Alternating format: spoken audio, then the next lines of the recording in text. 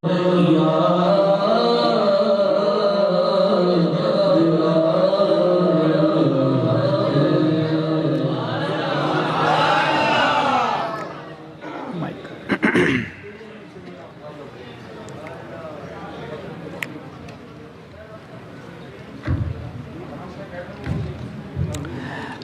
علی الحبیب صلی اللہ تعالی علی محمد صلی اللہ علیہ وسلم. توبو الی اللہ. صلو علی الحبیب صلی اللہ تعالی علی محمد صلی اللہ علیہ وسلم.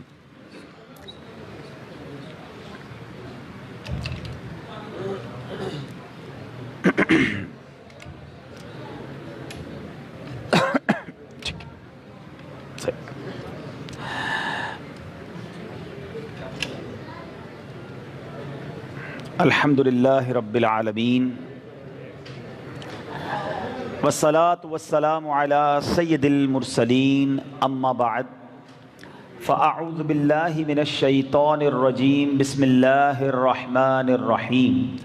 پڑھیے الصلاة والسلام علیک یا رسول اللہ وعلی آلک واصحابک یا حبیب اللہ. الصلاة والسلام علیک یا نبی اللہ وعلی آلک واصحابک یا نور اللہ. نویت سنت الاعتکاف. میٹھے میٹھے اسلامی بھائیوں، آج کراچی کے علاقے اولڈ ایریا جس کو کہیں، old city area, Lyari Agra Taj میں مجھے حاضری کا شرف ملا ہے.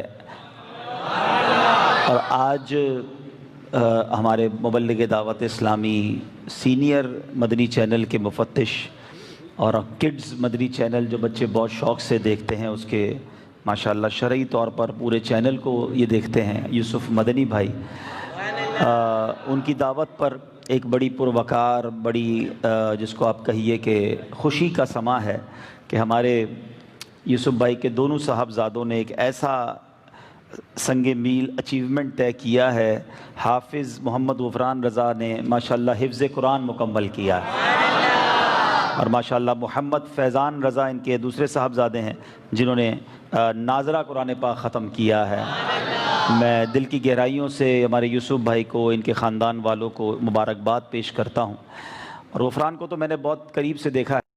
صحیح صحابی ماشاءاللہ، مرحبا. غفران کو تو میں نے بہت قریب سے دیکھا. اللہ پاک اس بچے کو نظر بد سے بچائے.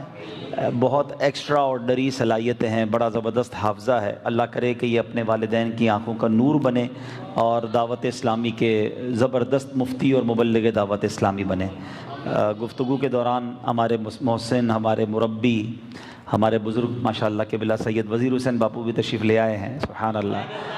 باپو کو دیکھ کر تو مجھے اپنا بچپن یاد آ جاتا ہے، اور امید ہے باپو کو بھی یاد آ جاتا ہوگا. ہم جب چھوٹے تھے تو یوں سمجھیے کہ باپو کی گود میں بڑے ہوئے ہیں، اور بڑی دعائیں. اور بلکہ میں نے پہلے بھی کہا، چلیں آج ایک بار پھر، میں دنیا میں جہاں جاتا ہوں مجھ سے ایک نعت کی فرمائش بہت کی جاتی ہے. میں جب بھی مدنی چینل پر بھی آتا ہوں تو بیان کرنے جاتا ہوں اور کالیں آنا شروع ہو جاتی ہیں کہ بھائی آپ ایک نعت سنا دیں. حالانکہ میں میمن ہوں، لیکن مجھ سے فرمائش ہوتی ہے پنجابی نعت کی، اور وہ نعت ہے مینوں شوق مدینے جاون دا. لیکن آج آپ کو یہ بتا دوں کہ یہ نعت میں نے سیکھی کس سے ہے. سب سے پہلے میں نے یہ نعت کس سے سنی تھی تو یہ ہمارے قبلہ سید وزیر حسین باپو تھے، کہ ان سے میں نے یہ نعت سنی. اور یہ امیر اہل سنت کی بارگاہ میں یہ نعت پڑھتے تھے تو ہم چھوٹے تھے، ہمیں بڑی اچھی لگتی تھی. اچھا پنجابی سمجھ بھی نہیں آتی تھی، لیکن نعت بڑی اچھی لگتی تھی کہ ساڈا تے کوئی زور نہیں. تو اللہ کی رحمت سے پڑھنے کا موقع ملا، اور آج اس نعت کو اللہ پاک نے، ویسے ہی وہ مقبول نعت تھی، ہمیں بھی اس میں موقع مل گیا. تو اللہ ہمارے قبلہ وزیر حسین باپو کو شفا دے، صحت دے، عافیت دے، نیکیوں والی طویل زندگی دے. بزرگ موجود ہوں تو بزرگوں کے سامنے کیا ہم بیان نہیں آ رہا، کوئی کرسی بھی منگوائیں بھائی، بلکہ آپ اوپر آ جائیں، میں بیٹھ جاتا ہوں۔ ویسے یہ ہوتا ہے، ہم جب مدرسے میں بھی بیان کرتے تھے نا تو اساتذہ بیٹھے ہوتے تھے یا والد صاحب جب سامنے بیٹھے ہوں تو بچے کو خوشی بھی ہوتی ہے اور والد کو بھی خوشی ہوتی ہے، تو یہ ہمارے والد کی جگہ ہیں۔ ہم آج جو کچھ ہیں ہمارے بڑوں کی تربیت کا نتیجہ ہے، اللہ پاک ان کو جزائے خیر عطا۔ باپو کو کرسی پیش کریں انشاءاللہ انشاءاللہ۔ تیری نسل پاک میں ہے بچہ بچہ نور کا، تیری نسل پاک میں ہے بچہ بچہ نور کا۔ غفران سے بھی، یوسف بھائی سے اور آپ سب سے، قبلہ باپو شریف سے بھی میں گزارش کروں گا کہ اتفاق دیکھیں کہ آج 8 ربیع الاخر میری والدہ کی برسی تھی اور 8 ربیع الاخر ہی میرے ماموں کا انتقال ہوا۔ جس تاریخ کو بہن کا انتقال ہوا اسی تاریخ کو بھائی کا بھی انتقال ہو گیا۔ تو اللہ پاک ان کی مغفرت فرمائے، درجات بلند فرمائے۔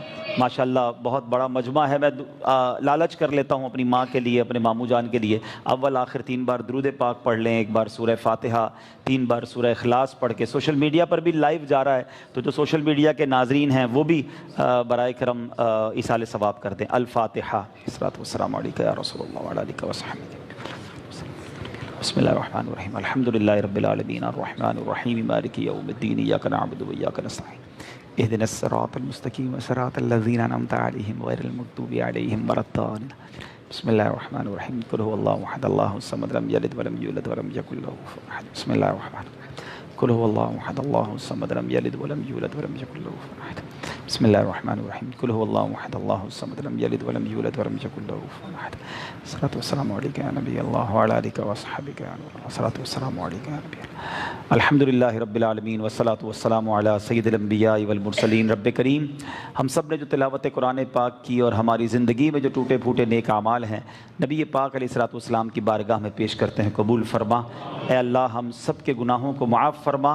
اے رب کریم، نبی پاک کے وسیلہ جلیلہ سے تمام انبیاء کرام، صحابہ کرام، تابعین، تبع تابعین، تمام اولیاء کاملین، بالخصوص سیدی غوث اعظم رضی اللہ تعالیٰ عنہ، تمام مسلمین، تمام مسلمات، بالخصوص میرے مرحوم والدین اور بالخصوص میرے مرحوم ماموں جان کی روح کو پیش کرتے ہیں، قبول فرما۔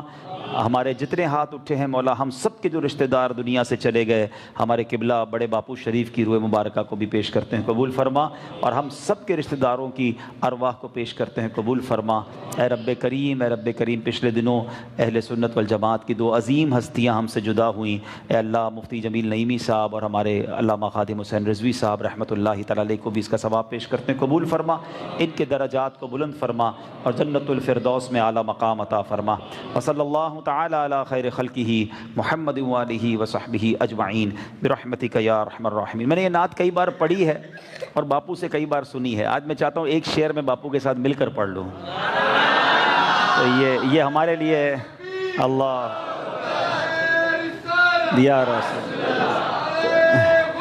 یا تو ان کے ساتھ مل کر پڑھنے کا میرے لیے انشاءاللہ زندگی کا یادگار ہو جائے گا، تو باپو ساتھ مل کر پڑھتے ہیں انشاءاللہ۔ مینو شوق مدینے جاون دا، میرے دل وچ حسرت ہور نہیں، شوق مدینے جاون دا، میرے دل وچ حسرت ہور نہیں، آقا تیری مرضی ہے ساڑا تو زور، میری عقل بھی نہیں، میری شکل بھی نہیں،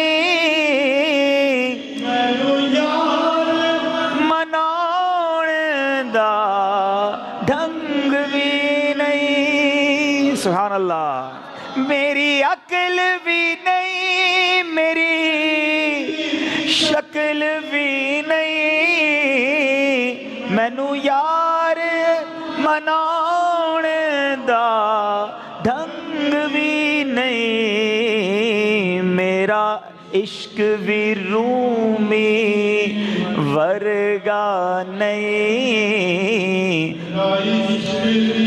رومی ورگا نہیں، میری جامی ورگی ٹور. آپ ایک اور چیز بھی ساتھ کہتے ہیں میرے مدینے جاون دا. ہاں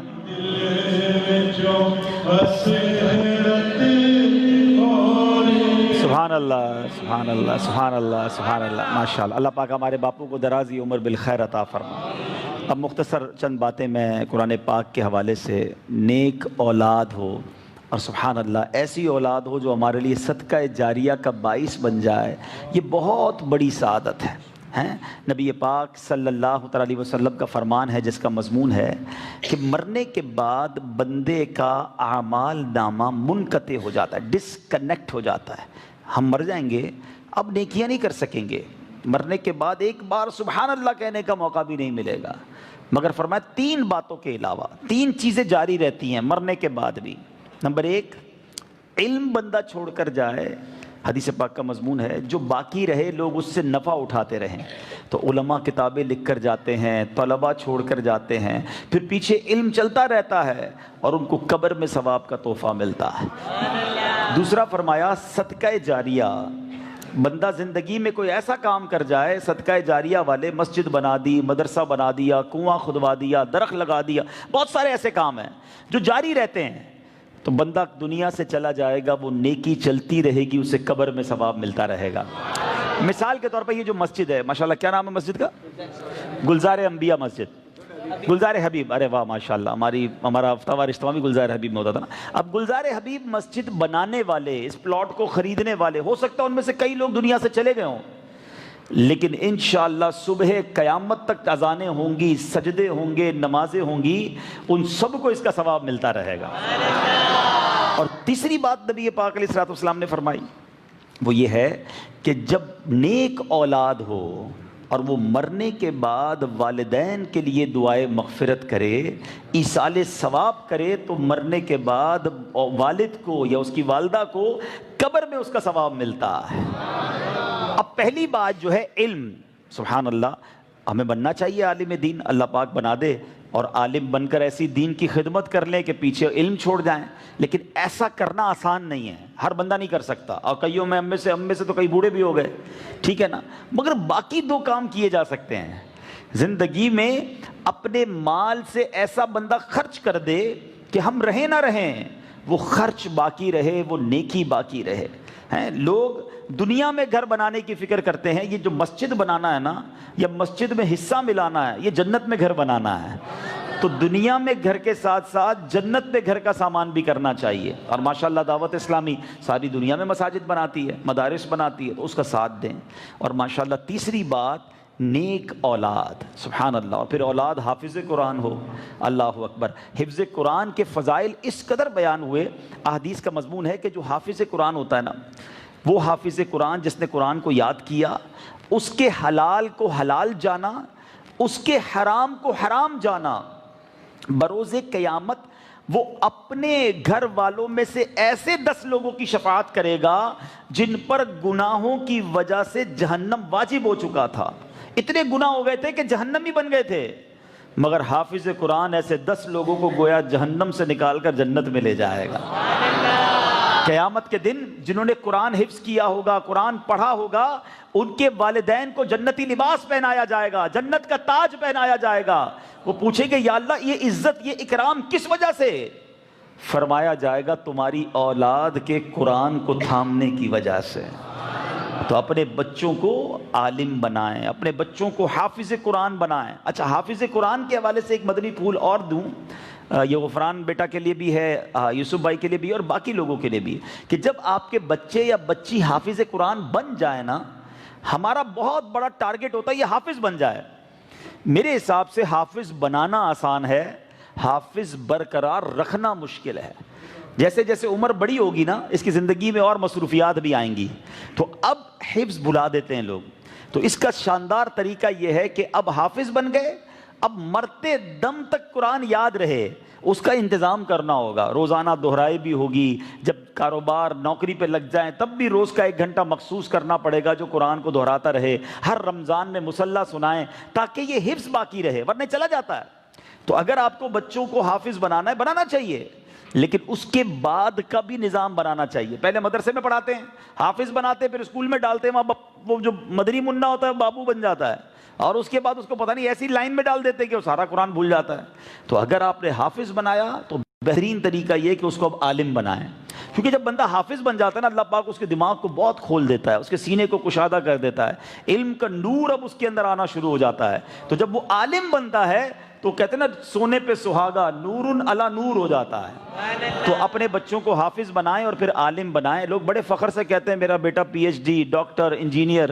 ایک حدیث نہیں سنا سکتے کسی انجینئر کی فضیلت کی, کسی ڈاکٹر کی فضیلت کی. علماء کی فضیلتوں کے باب بھرے ہیں. نبی پاک علیہ الصلوۃ والسلام فرماتے جس کا مضمون ہے جب اور لوگ قیامت کے دن جنت میں جائیں گے نا تو علماء کو روک لیا جائے گا کہ رکو, باقی لوگوں کی شفاعت کر کے انہیں بھی جنت میں ساتھ لے جاؤ. علماء کہتے ہیں جو عابد ہوتا ہے نا, عبادت کرنے والا, نماز پڑھنے والا, نیکی کرنے والا, وہ تیراک کی طرح ہوتا ہے جو تیرتے تیرتے دریا پار کرتا ہے, تھک بھی جاتا ہے. مگر جو عالم ہوتا ہے نا وہ کشتی کی مانند ہوتا ہے, لوگ اس میں سوار ہوتے ہیں, وہ سبھی کو پار لگا دیتا ہے. تو اب لوگ آپس میں باتیں کرتے ہیں کہ یار خاندان میں ایک ڈاکٹر ہونا چاہیے, خاندان میں ایک وکیل ہونا چاہیے, جناب خاندان میں ایک عالم ہونا چاہیے.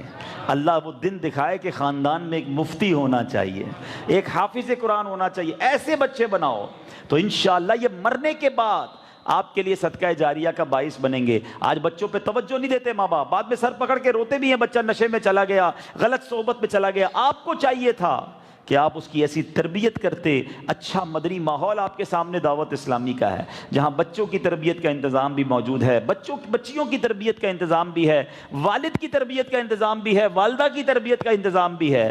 ہر طرف دعوت اسلامی نے مدرسے, جامعات, پھر ماشاءاللہ گھر بیٹھ کر مدنی چینل دیکھیں تو سب کی تربیت ہونا شروع ہو جاتی ہے.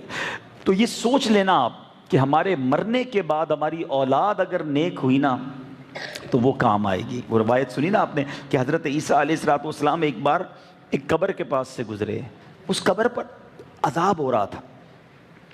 تھوڑے عرصے بعد واپس آئے, اسی قبر کے پاس سے گزرے تو اس میں انوار و تجلیات کی بارش.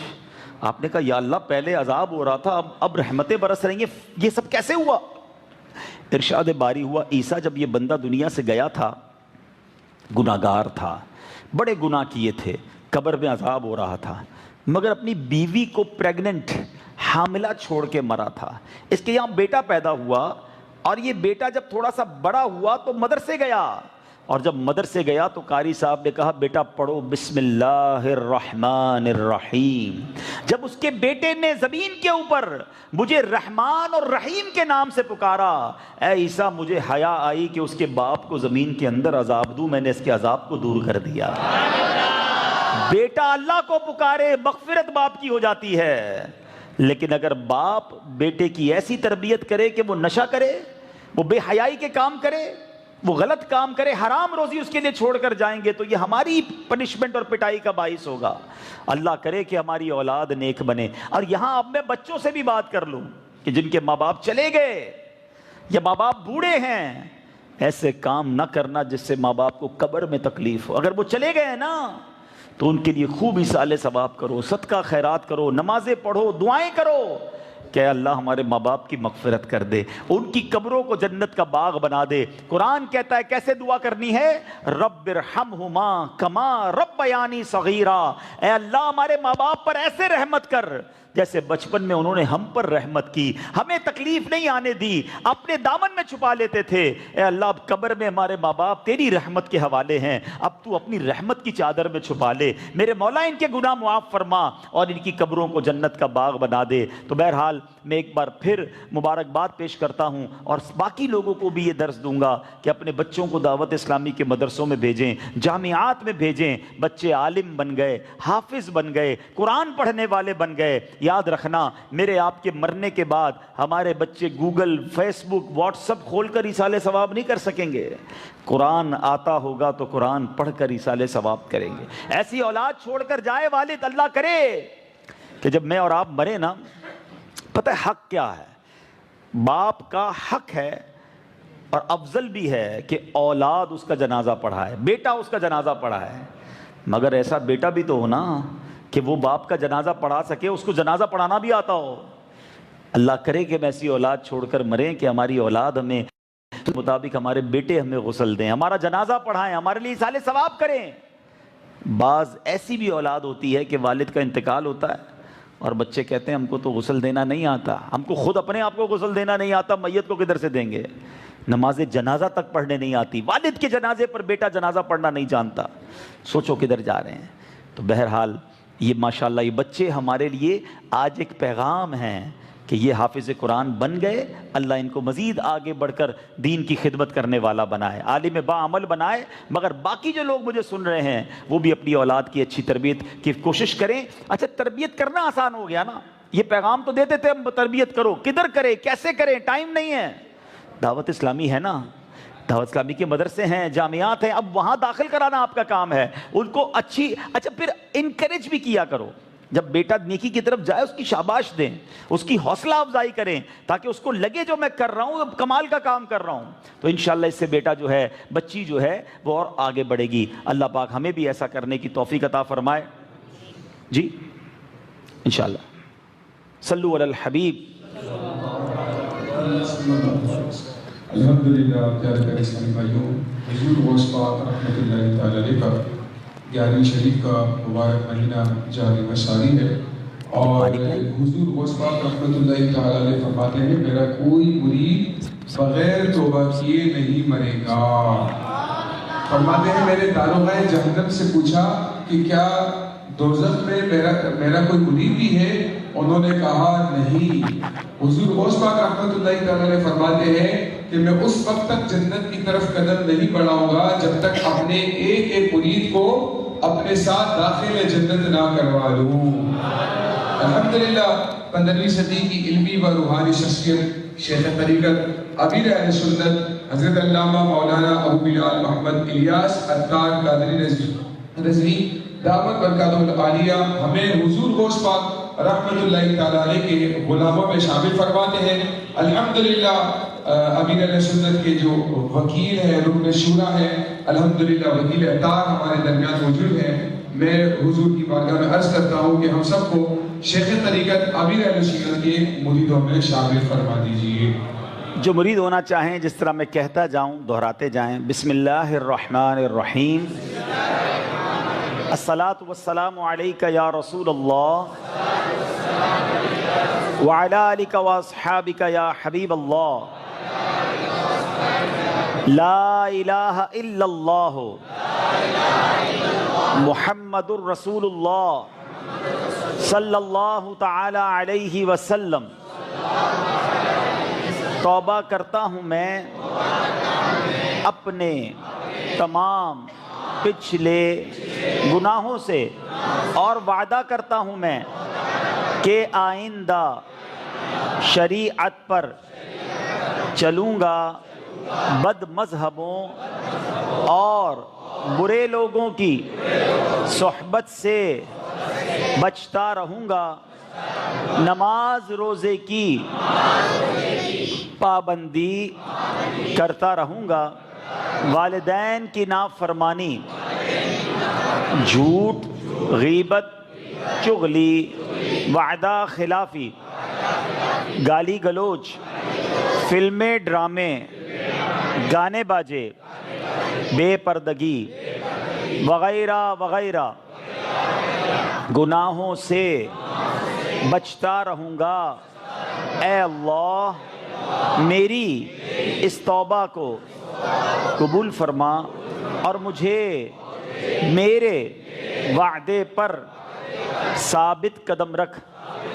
مرید ہوتا ہوں میں خاندان عالی شان قادریہ رضویہ عطاریہ میں نے اپنا ہاتھ آپ کے ذریعے سے شیخ طریقت امیر اہل سنت کے ہاتھ میں دیا، اور ان کے ذریعے سرکار بغداد حضور غوث پاک رضی اللہ تعالی عنہ کے ہاتھ میں دیا۔ اے اللہ مجھے جناب غوث اعظم کے مریدوں میں قبول فرما اور کل قیامت میں غوث پاک کے غلاموں میں اٹھا۔ الصلاۃ والسلام علیک یا نبی اللہ وعلی آلک واصحابک یا نور اللہ۔ اب آخر میں حصول برکت کے لیے چاہوں گا کہ غفران جو ہیں وہ ہمارے سامنے قرآن پاک کی کوئی سورت کی تلاوت کریں مختصر انشاءاللہ۔